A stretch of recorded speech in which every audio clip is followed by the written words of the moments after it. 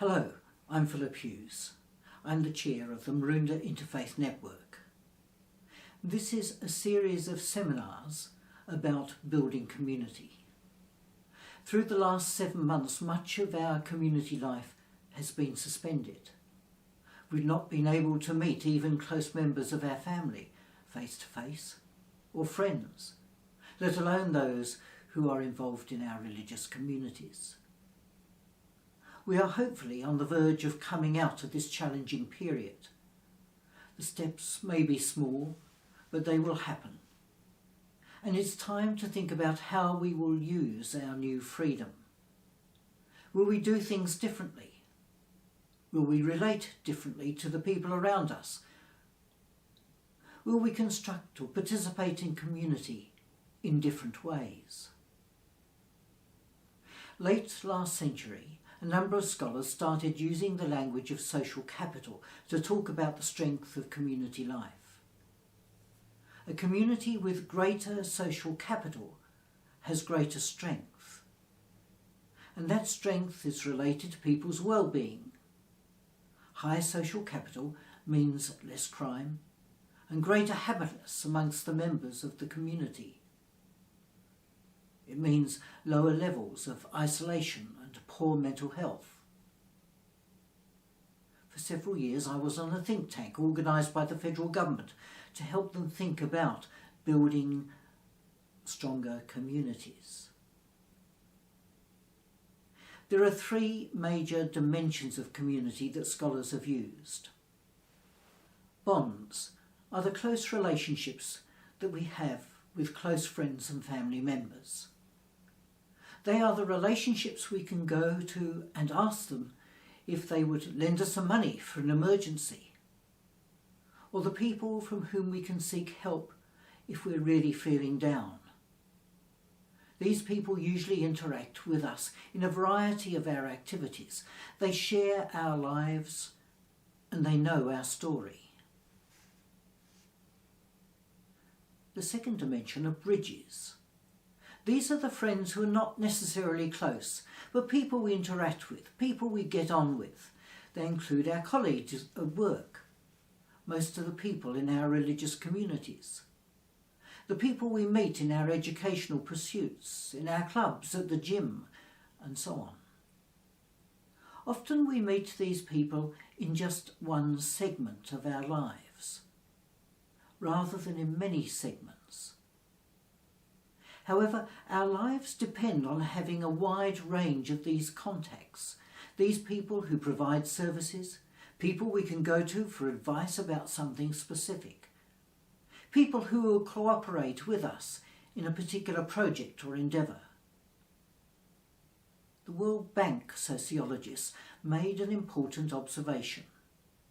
People in ghettos around the world, they said, have strong bonds, that is, close relationships, but few bridges.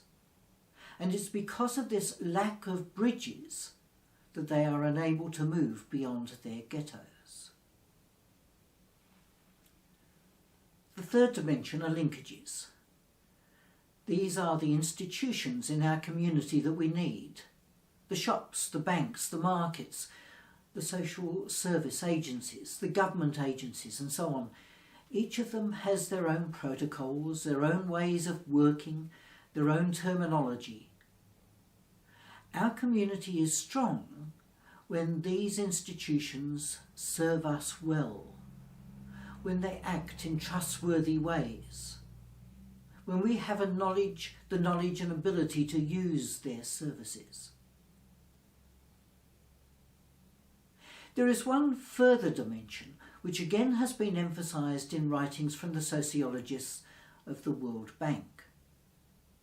We mix easily with people like ourselves, people of similar age, of similar ethnic and religious background, of similar educational level. A strong community has means of connecting people who are different age groups, gender, ethnic and religious background, different educational levels and community and occupations. Communities are strengthened when people who are different from each other connect and support each other. Our religious communities can help with that. And it's in this way that the interfaith community is particularly important. These then are the different dimensions of community we will discuss over the next 4 sessions. Today we begin with bonding community. How can we build those deep and personal relationships which give people daily support? How can our religious communities contribute to that? I'm going to talk about social capital, in particular in relationship to parishes and congregations, and I'll draw, of course, on my own experience in Catholic parishes, in particular my own parish of St Anthony's Noble Park. I'm going to share my screen with you.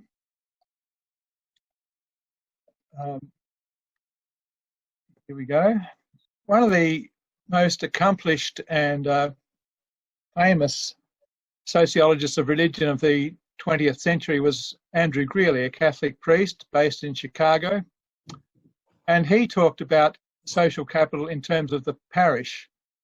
And he said he was thinking of Catholic parishes, but I think it applies to lots of different congregations. The parish is one of the most ingenious communities that human skill has ever created. Its overlapping networks of religious, educational, familial, social and political relationships has created social capital, to use that term that Philip has introduced to us. I'm going to explain a little bit about what I mean when I talk about social capital. Then I'm going to refer that a little bit to my own parish. And then I'm going to draw on some, show you one research outcome looking at one dimension of social capital.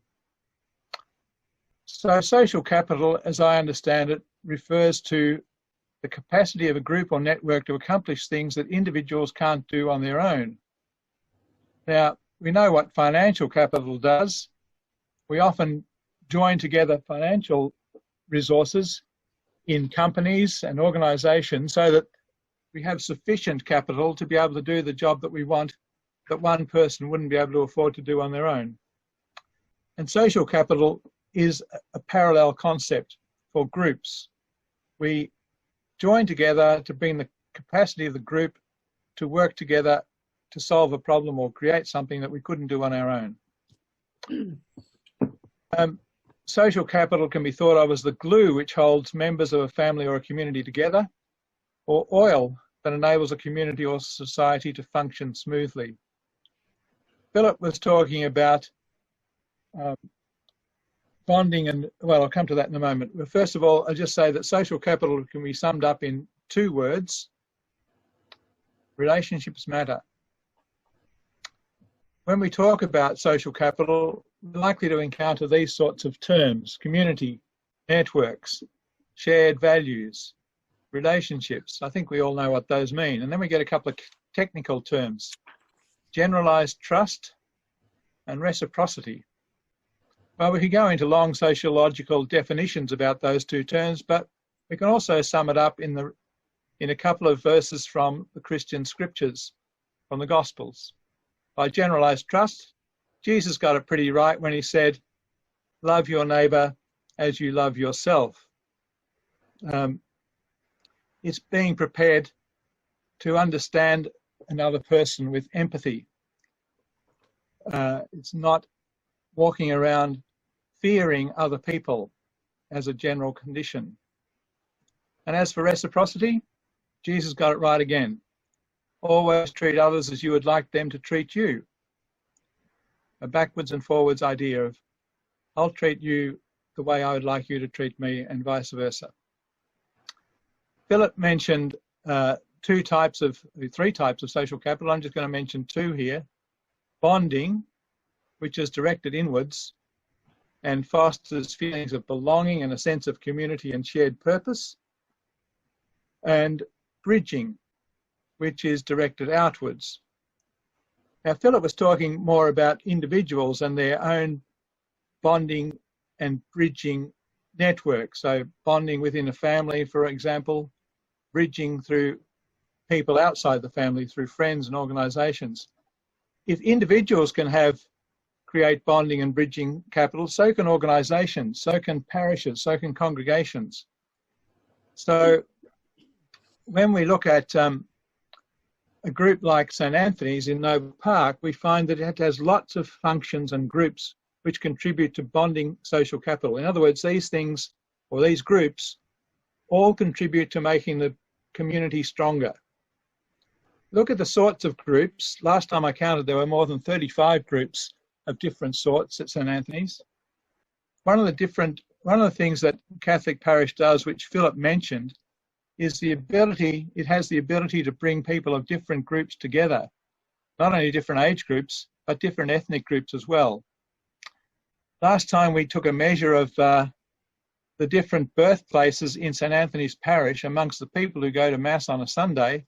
We had 65 different countries of birth, and they weren't at different services for Samoan language, for Sudanese language, for Spanish.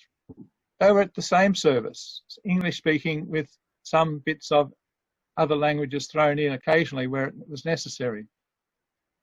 Social groups, youth groups, discussion groups, men's and women's groups, bereavement ministry, baptism ministry, and visitors to the sick and elderly. Most of those have an inward-looking focus. They're trying to build and strengthen the community of St Anthony's. Many of you would be familiar with the National Church Life Survey, NCLS. There's its website if you need to go and look at it. NCLS has developed over 25 years some core qualities that all faith communities have, or they should have. There's 9 of them there. They call them 9 core qualities. We can group those into those that are inward looking or aimed at strengthening the community. They're called bonding social capital. There's some that are outward looking in terms of service and evangelization or evangelism. And there are some that promote both sorts. They're the qualities that we need to see in the leaders if the others are going to happen. I want to concentrate just on one of the bonding senses, bonding core qualities, the strong sense of belonging. And what are the important factors that contribute to a parish or congregation having a strong sense of belonging? Well, there's some factors that a parish can't do much about. You go to a new congregation, you're the leader, you're the minister, the vicar, the pastor, whatever. How are you going to build a sense of belonging? Well, you can't do it. You can't have any impact on how many Catholics live in the local area, or how many Uniting Church people live in the local area, or how many Buddhists live in the local area. You can't have any impact on whether your parish lives in a major city, is located in a major city or is outside a major city. You can't have much control over whether people are in their first marriage or whether they're widowed. You can't have much influence over where the people come from. And you can't have much influence over how long people have been going to that church. But all of those factors contribute to a high sense of belonging. And it's not surprising, is it? Smaller places, out in the country, stable because they've been going there for a long time and they're still in their first marriage, or perhaps their spouse has died. And people who've come from strong community type cultures of Italy, Malta, and those other places mentioned there. But what about things that you can influence if you're the leader? Well, sense of belonging is also higher in those parishes where people feel encouraged to use their gifts and skills. If people feel that the leadership's taking notice of them, that the leadership wants to make use of them to promote things in the parish. Sense of belonging is higher in those parishes or congregations where leaders are good at bringing people together and connecting them, both within the community and to outside the community. sense of belonging is stronger in those parishes where there's a clear sense of vision for what's going to happen next, for where we're going as a community. The sense of belonging is higher in those parishes where the priest celebrating the Mass is either serious and reverent or warm and welcoming, but not if he's casual, not if he just treats it like a business transaction to be completed, and not if he's overwhelmingly dull. So, and sense of belonging is higher in parishes where people say they grow spiritually when they go to church. So what? What's this got to do with social capital? Well, we've seen, I think, it's pretty clear from what I've said, that strengthening a sense of belonging in a parish, some of which you can do something about and some of which you can't, it strengthens the connection between people. It builds, therefore, a sense of the ownership that people have for their congregation. It fosters greater participation. If you're already feeling a sense of ownership, you'll be more likely to take part in the next thing that comes along. All of this increases social capital and creates healthy communities. So to sum up, good leadership can help strengthen a parish's sense of strengthen a people's sense of belonging, which contributes to growth in social capital, which means healthier communities. And that's where I'll finish. Welcome, Glenn. Thank you, Norm. I'd just like to take the first opportunity to acknowledge that the country on which I'm present, the land of the sovereign and continuing custodians of this place, the Wurundjeri people of the Kulin Nation, and I acknowledge their elders past, present and emerging. And I also acknowledge that those who took the land are unlikely to give it back anytime soon. So that's where we'll begin our discussion. I guess in a sense where I was coming from is to look at the fact that we've been through something quite disruptive in the last 12 or 18 months for parishes, for communities, businesses, families, the disruptor being COVID-19. And how has that impacted our communities and the way that we relate to one another? How has that exposed those things that we thought were absolutely and totally important and by which we would not be able to survive? Our Sunday worship, our choirs, our getting together for groups, how that's all been disrupted, and how has that really impacted upon us? Has it been the disaster that we at first thought it would be?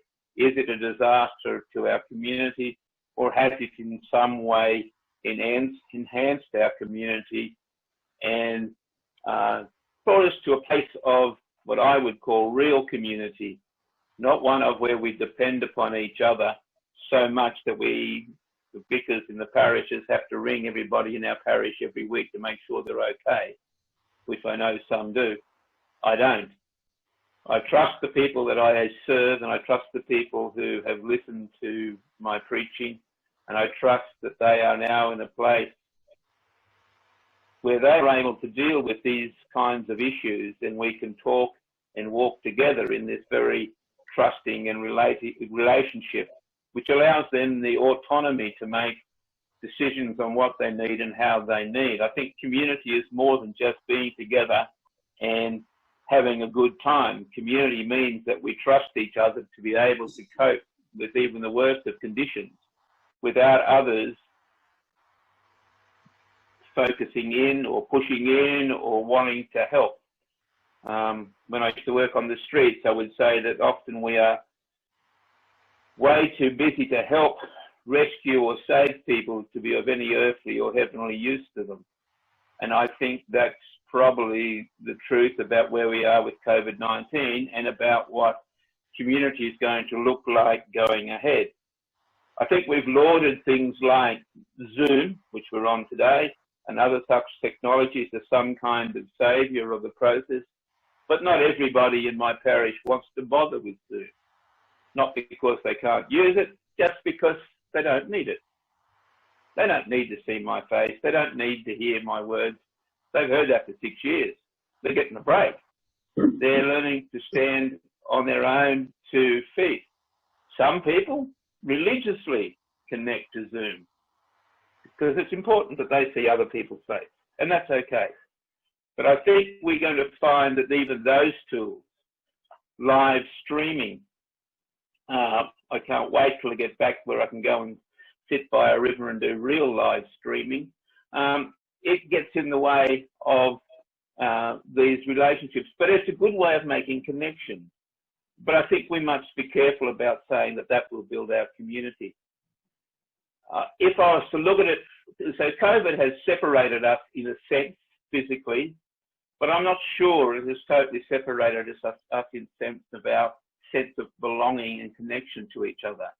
We've become more aware of that. We've become more aware of what is important and how we need to manage those community connections. How do we make those happen? How do we reach out to each other? We've been distanced from one another, but not taken away from one another. A couple of things that are disturbing, I think, is the inequity of what has happened in terms of COVID-19. It has impacted some sections of our community much more than others, and that is what we need to be aware of in our community. Those in our own communities, in our parishes or next door, who are losing jobs, who are on their own.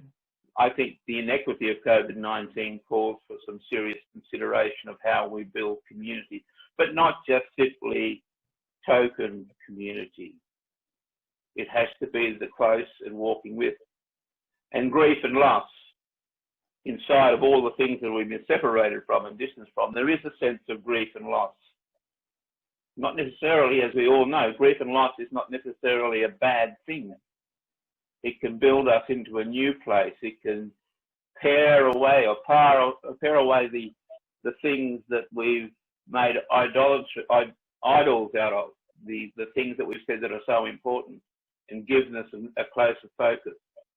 So if I was to look at it from an Indigenous point of view, which I tend to do with most things, we live in the idea of community within an Indigenous community is that it's built around the concept of custodial relationships, that sense of responsibility and reciprocity. Who I'm responsible for and who's responsible for me. Now, in terms of our church, that means each of us is duly responsible for the other, and the other is duly responsible for us. And we have to find ways for us to live out of that direct connection to all of our kin. And our kin is every single sentient creature in this world. In other words, even the people who live across the road and play loud music all night and keep you awake, they are still your kin. And it's that sense of moving us to understand that our custodial relationship is not just about those inside our congregation. It's about how we relate to the people at the local shopping centre. It's how do we relate at the schools? How do we connect with others? This idea of that we are all Indigenous of the universe, that we all belong to each other. And this is big and expansive stuff that happens in a one-to-one kind of processes, which is where it begins. If we're going to think about where we go forward, it has to be done in a way of consensus. What works for all of us? How do we bring each other together? Often when we look at this, the fear I have about when we talk about building community is building community that makes us feel good. Building community that makes our churches grow. Building community that makes our groups bigger. That's not building community. That's not building community. That's growing things. That's completely different concept. If you build community, it may grow. If you build community, it may not grow. Doesn't guarantee one way or the other. But we have to begin the process, not to do it for reasons other than We are indigenous of the universe. You are my cousin. I need to find a way to relate and to work and support you in whatever way that's possible. And we avoid straight lines. Aboriginal people do not walk in straight lines. There's no straight lines in Aboriginal art. If you walk in a straight line, you don't go very far. You go mad. Just stand up and turn around and walk in a straight line and see how far you get. You'll walk into a wall. You'll walk into a chair. You have to make changes. So our view of this would be that as we're moving forward to build community,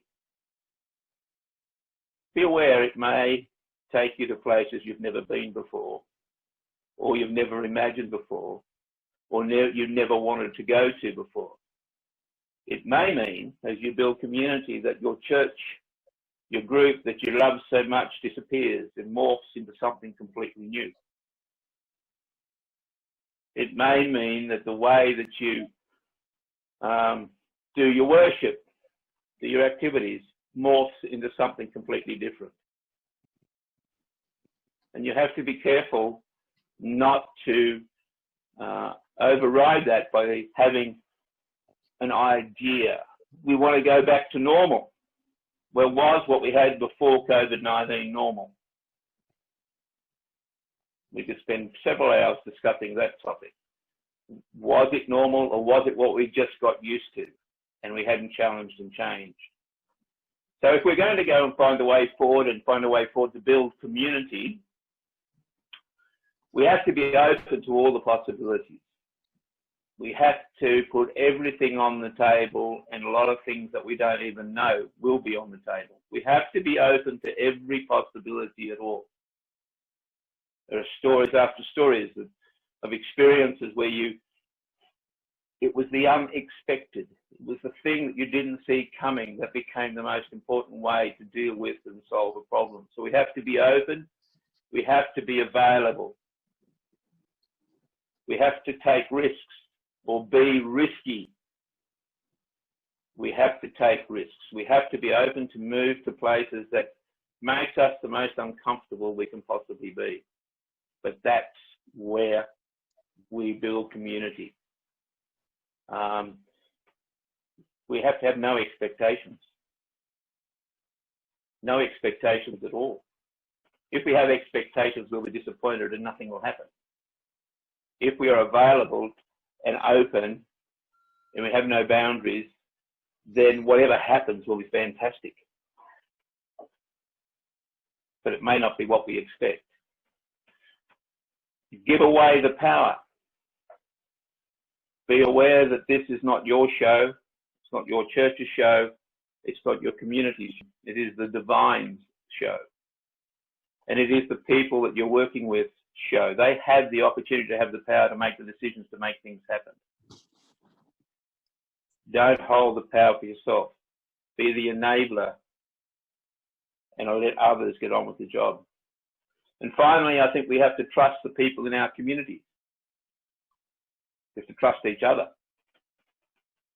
We have to go with what is there and what is available to us.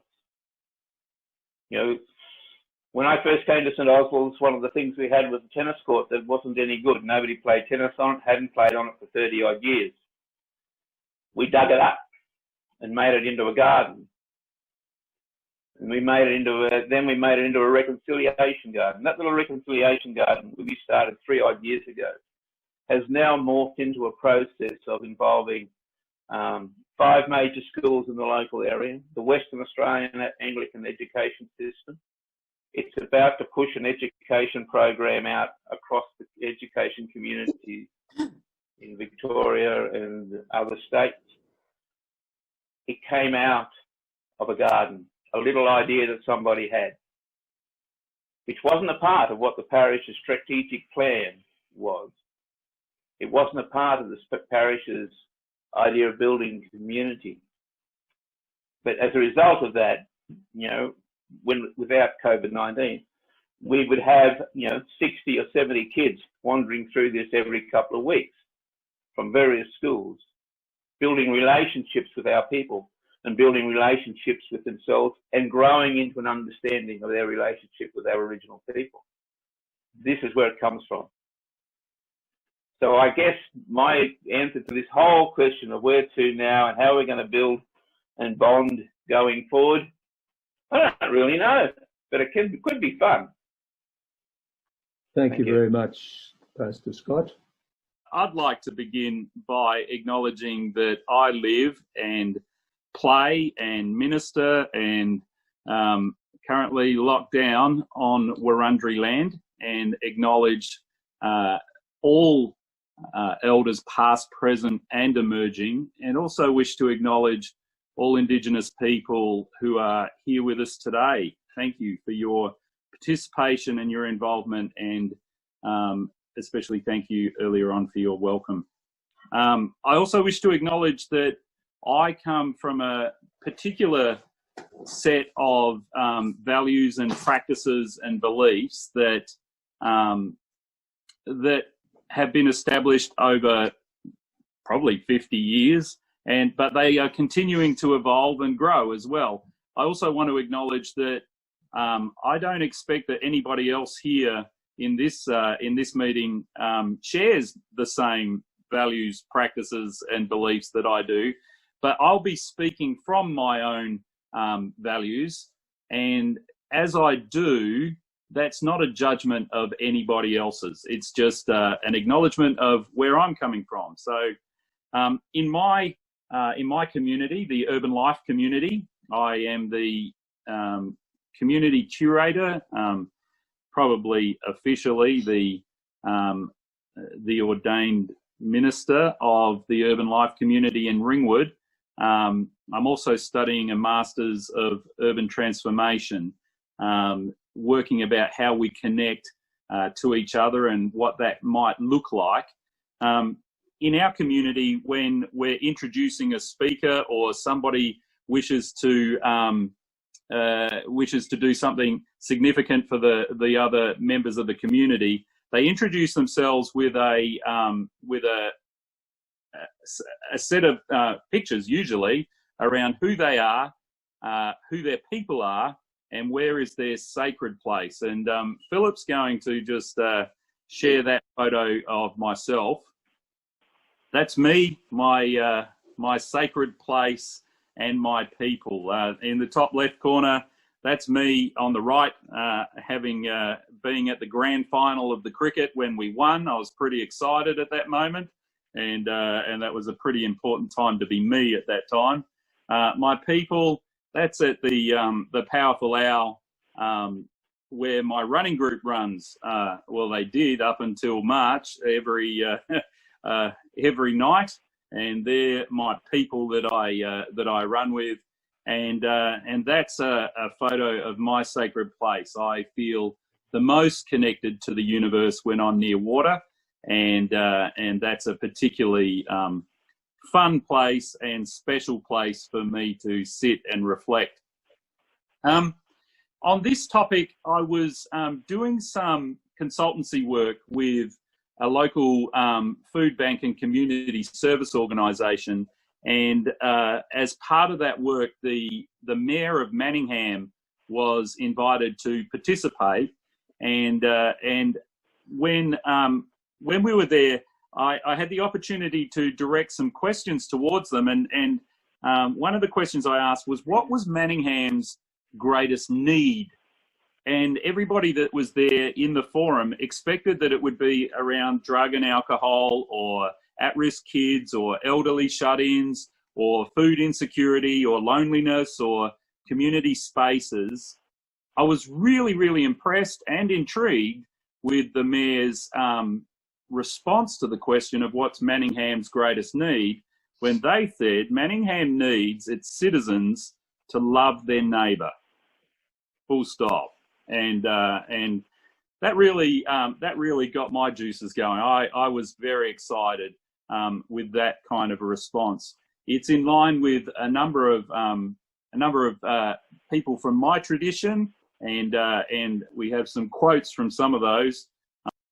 From Calvin, who says that the more closely men are bound together by ties of kinship or acquaintanceship, or of neighbourhood, the more responsibilities for one another they share. This does not offend God, for it's his providence, as if it were, that leads us to it.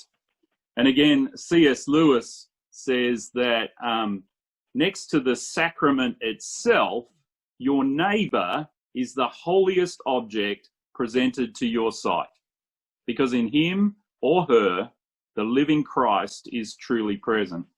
And again, in my tradition, Jesus himself spoke and said that love the Lord your God with all your heart, soul, strength, and mind, and love your neighbour as yourself. The urban life community would acknowledge that half of our gospel is engaged with the love of neighbour. And if we're to treat seriously the words that Jesus challenges us with, we not only have to grow in our understanding and our practice and our values around loving God, we have to take seriously, what does it look like for us to love our neighbour? And so we sat down and worked out some of the problems when it comes to this basic unit that we've been placed in around how do we care for and love our neighbour. Time or pre-COVID particularly, was an issue when it came to loving our neighbour, because for so many people that were a part of our community, where they lived and where they work and where they spent the majority of their time was not their own neighbourhood. So what did it mean to invest in their neighbourhood? Some people acknowledge that they have some fairly difficult neighbours, and so connecting with difficult neighbours proved to be somewhat of a problem. When you connect with your neighbours, it becomes quite an intimate relationship, and they get to hear things about you that perhaps other people don't. They might see into your backyard some practices. It is a relationship that you don't easily get away from, and the intimacy of that can sometimes scare people off. Sometimes a neighbour relationship can be an inconvenient one when you haven't set aside time for your neighbour, and then all of a sudden you arrive home, bags in hand, and then all of a sudden your neighbour is there and you weren't planning on that time, and there it is nonetheless. And so for some, the inconvenience of it can be a problem. For others, that they would say that they have nothing in common with their neighbour other than the fact that they are located in the same street or the same area. And that wasn't a decision that they made. When they bought their house, for instance, they didn't interview the neighbours to decide that they wanted to be a part of that neighbourhood. They just landed there, and there are the neighbours. And safety also became a concern for some people, both positively and negatively in its best form. Good neighbourhood relationships can increase safety in a neighbourhood, but sometimes it can be a concern as we open ourselves up to our neighbours. So Urban Life has worked through for itself what it means for us to be a neighbour, and in our tradition, the text that we took very seriously was that of the Good Samaritan. Now, just a little bit of context to that, you won't find any Jewish writing where the words Good Samaritan are actually written down. The idea of a Good Samaritan was anathema. It was impossible. There was no such thing as a Good Samaritan. And so it's a challenging story right from the title that we have given it. An expert in the law comes to Jesus and tries to trick him with the question of how he should fulfill the law, and Jesus tells him that he needs to love the Lord his God with all his heart, mind, soul, and strength, and love his neighbour as himself. To which he says he does give mental assent to that. Of course he does. He's an expert in the law. But Jesus challenges him and says, this isn't just a metaphor. This isn't just a nice saying. This isn't a meme to put on the internet or to share with your Facebook friends. This is something that we need to put into practice and we need to do. And so we took that seriously. What does it mean for us to live out the love of neighbour? What does that look like? And so in the story of the Good Samaritan, the expert in the law tries to justify himself, and the story continues on to drive home the point absolutely clear that no matter what excuses we make for ourselves, no matter how many loopholes we look for, no matter how we try and justify ourselves in exactly the same way that lawyer did, our neighbour is not just somebody who shares our same physical location, not just another, well, in their case, Jewish person, not just another like-minded belief person, not just somebody who gathered in the same social circles, but our neighbour is our neighbour regardless of their physical location, their race, their belief, or their social circle. So we started a series of practices around urban life to help us with our love of neighbour. And we began a project called the Good Neighbour Project, which we've rolled out amongst our own people and was successful. And so we have we're in the process of developing that into a website that can be rolled out for others. And it's a series of resources that people can use for neighbourhood connection and building the social capital in amongst the people that they live nearby. We began 3 years ago a program that's been called Winter Shelter, where we recognised that in our neighbourhood there were people who were sleeping rough. We also recognised that we had a number of church buildings that were going vacant at night, and how could we use those church buildings to help those who were sleeping rough in our neighbourhood.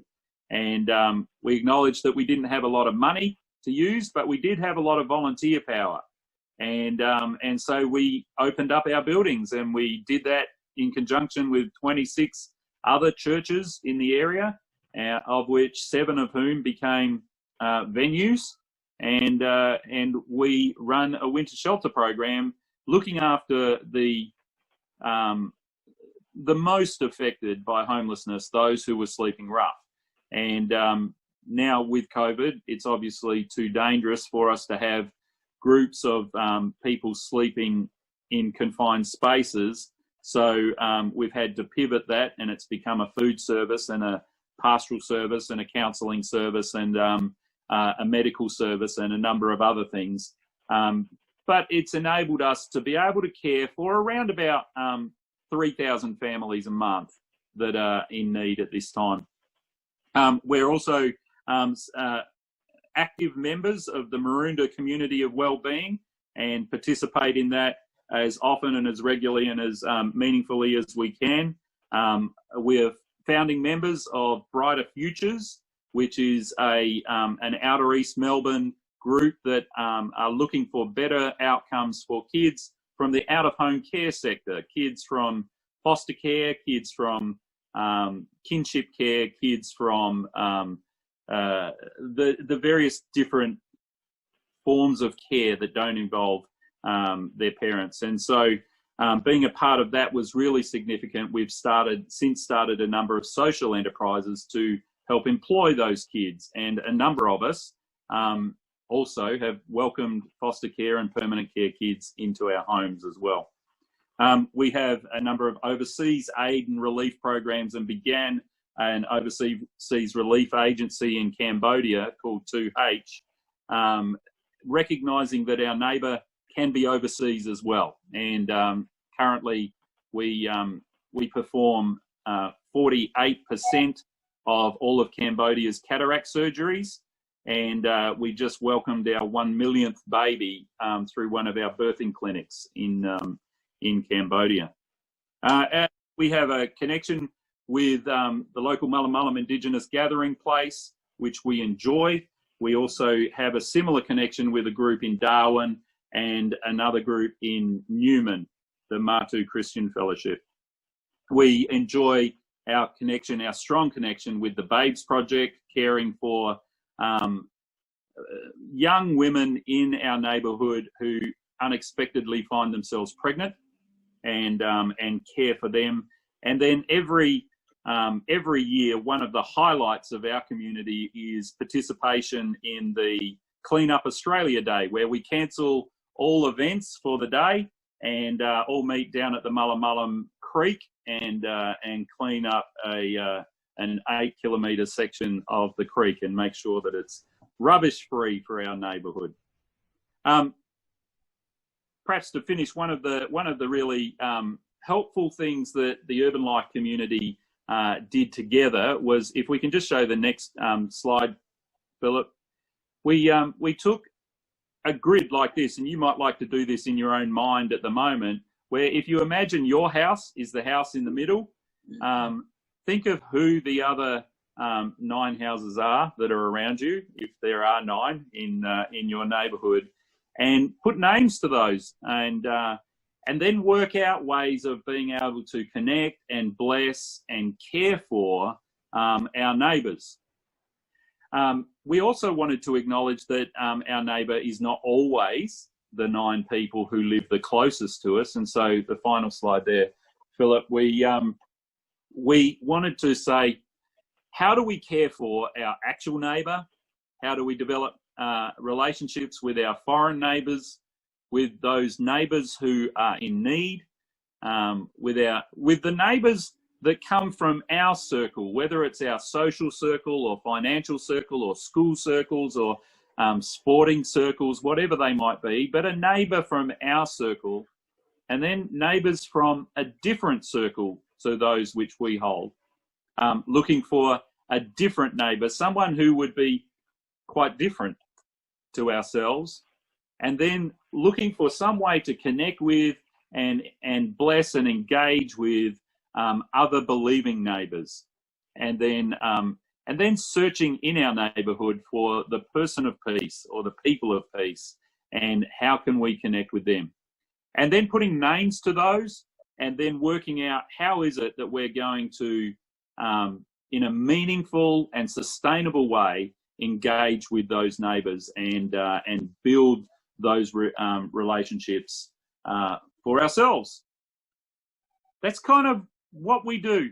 I don't know if there are questions or whether we look at that in the breakout groups, but that's who we are, and that's how we've tackled this issue of how we're going to build meaningful relationships with those that we feel particularly called to. So thank you.